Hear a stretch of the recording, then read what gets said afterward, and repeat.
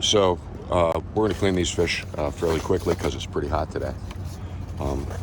And I'm going to use recycled cardboard from the bait boxes that I got from my friends at Fishing Fanatics, and it'll make it easier for me to do the cleanup when we're done. All right, here we go.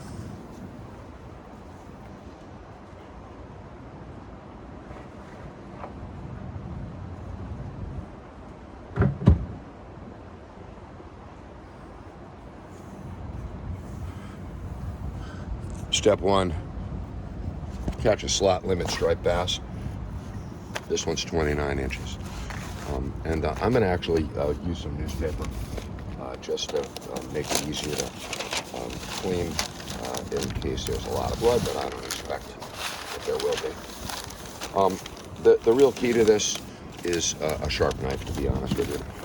And I have a nice one. It's new and fairly sharp. Casking, as a reminder, from time to time we may show you a product. If you buy it, we don't get a damn thing. We just show it because we like it. So what I'm going to do, and I think this is, so I'm going to make a starting cut right up at the notch where the backbone meets the hard part of the head, and then I'm going to push the tip of the knife along the top of the backbone, about a half an inch in, a quarter of an inch in. The key is to stay close to the bone so that you get as much of the meat as you can without cutting through it. You get 2 fillets out of this fish, and also a pretty big belly. So it's important as you get further down to be aware of the fact that if you push hard on the fish, stuff's likely to come out, and if it does, you want to make sure that you stay away from it and keep it away from your fillets.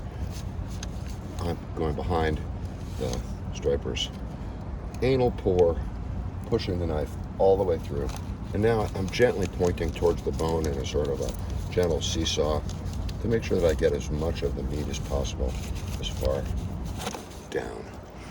Now the next step is to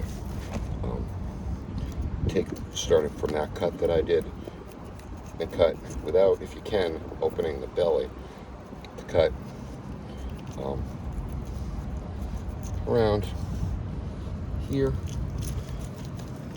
behind the fin, and then start to peel the fillet off the rib cage.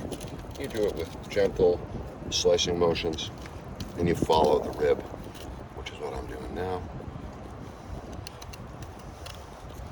until this fish is fairly fresh. I got it yesterday. It was in the cooler overnight. It's gone through rigor and then relaxed. And there we go. Now, I'm going to take some more of the meat off this fish carcass, but I first want to just put this someplace cold. So I'll be back in a second.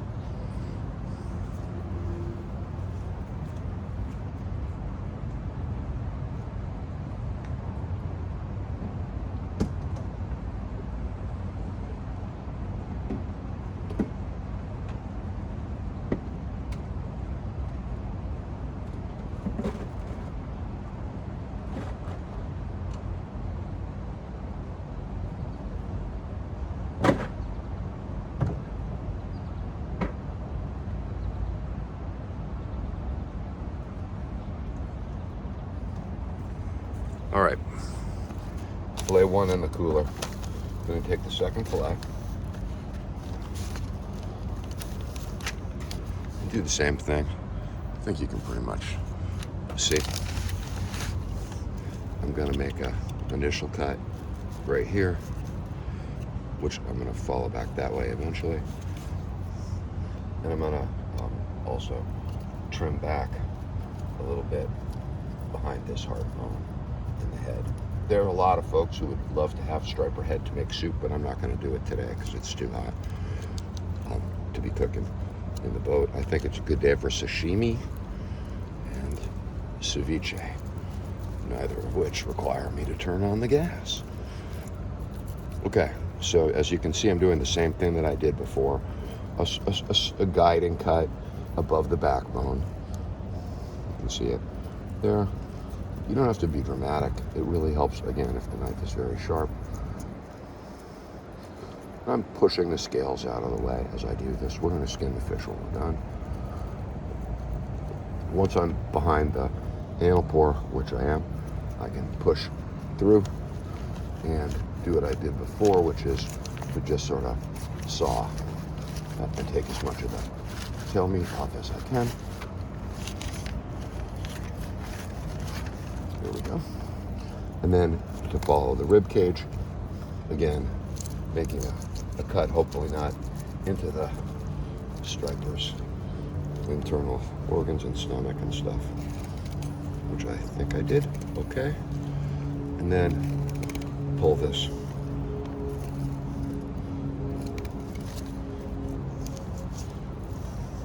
Follow the rib cage.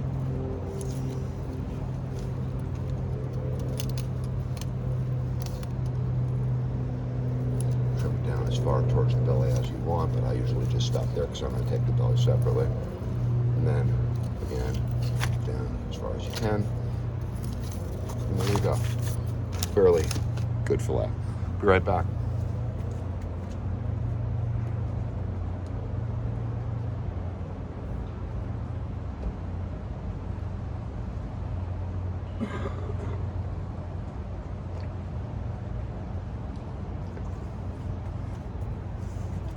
Okay, so now this is bonus and the stuff that I like the best for sushi.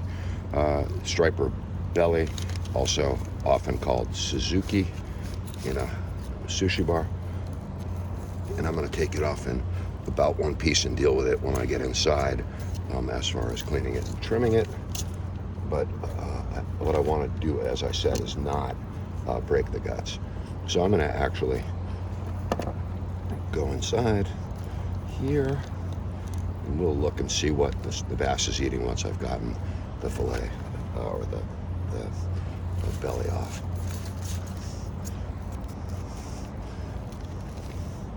I could trim this a little more if I wanted to, but I'm not going to go crazy. As I said, it's hot today. And you can see I would have made a pretty big mess on the deck if I hadn't done this. If you want to make friends on a boat, try to minimize the mess if you can. All right, now there's a couple of interesting questions, but first I think we're going to take this piece of the bass as well.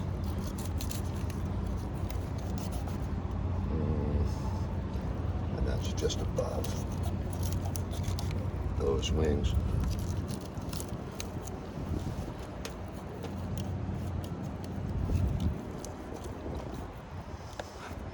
We'll keep this separate.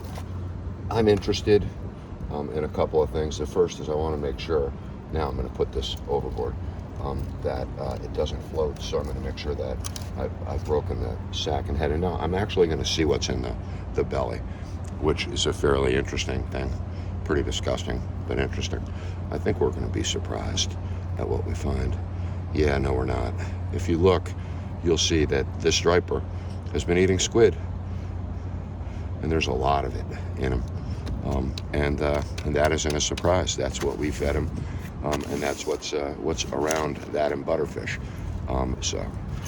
Step next is to fillet and release this fish. So I'm going to put it back in the water where it will feed the crabs, the bottom fish, and the lobsters that live underneath this boat. Here we go. Now, quick cleanup, and you'll see why I really like using the cardboard. No blood on the deck, at least not yet. Certainly none of mine. Very little, really, really messy cleanup at this point, although that's pretty disgusting. All right, I have 2 more pieces of bass, and I'm going to deal with this in about 2 minutes. I'm going to go take what the last step, which is going to be to skin the fish. I'm going to put them in bag. All right, be right back. keep these in a little tray. Skinning is pretty straightforward, but it's important to do it right.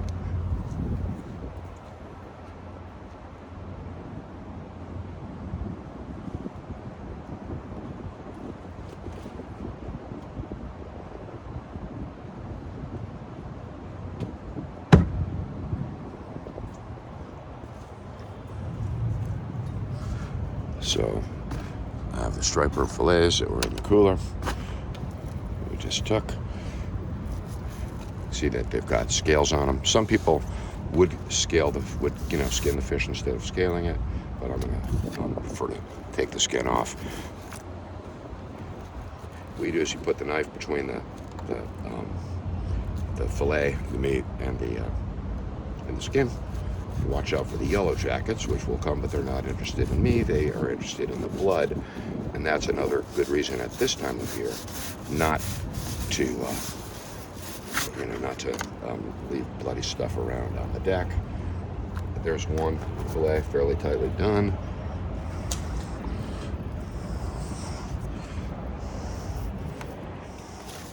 And again, I don't like yellow jackets, but they don't bother me. They're here just for the easy, moist salt and fat and protein. And I won't bother them if they don't bother me. From time to time, there have been a lot of them when I was doing this, and that's not as much fun as it might sound. So, because of that, we're going to move these guys indoors fairly quickly, and then we're going to cook up some dinner tonight and make some ceviche for later on.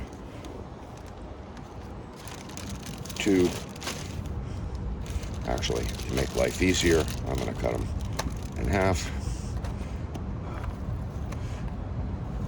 Right about there. Right about there.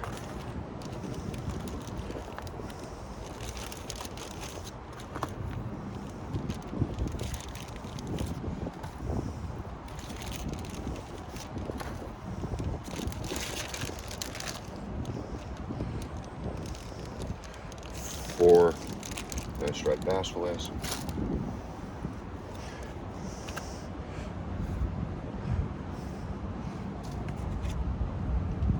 A fairly clean knife.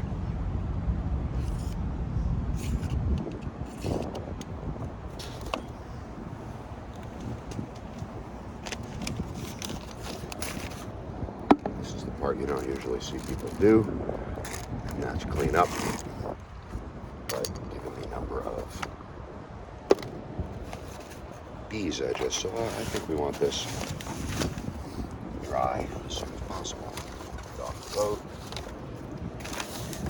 This off the boat.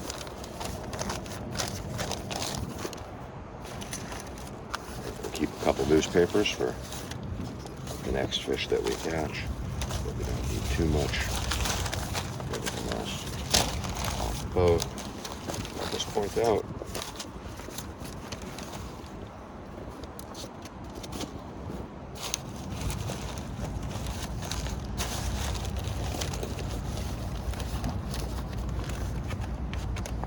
that's it.